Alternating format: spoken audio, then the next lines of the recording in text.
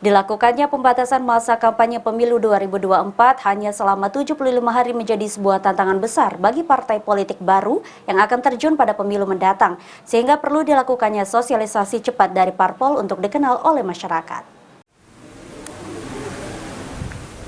Masa kampanye pemilu 2024 mendatang yang diatur hanya 75 hari oleh KPU menjadi sebuah PR besar dari partai politik, khususnya parpol yang baru akan bertarung pada ajang pemilu mendatang.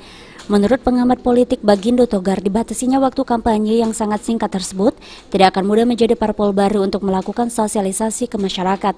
Oleh karenanya, Bagindo pun menyarankan kepada parpol baru yang akan mengikuti pemilu, mulai dari sekarang melakukan sosialisasi ke masyarakat dan menunjukkan kinerjanya, serta mengkonsolidasi ke seluruh lapisan agar lolos sebagai peserta pemilu.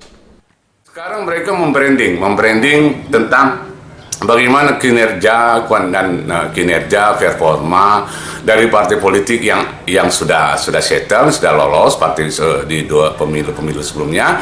Bagi partai-partai baru ya segera mengkonsolidasi semua struktur partai sampai memenuhi syarat supaya lolos sebagai partai peserta pemilu. Sementara itu, Partai Buruh Sumsel melalui Sekretaris Exco cukup menentang pelaksanaan kampanye 75 hari dan melalui Pusat Partai Buruh telah melayangkan protes langsung ke KPU karena cukup merugikan.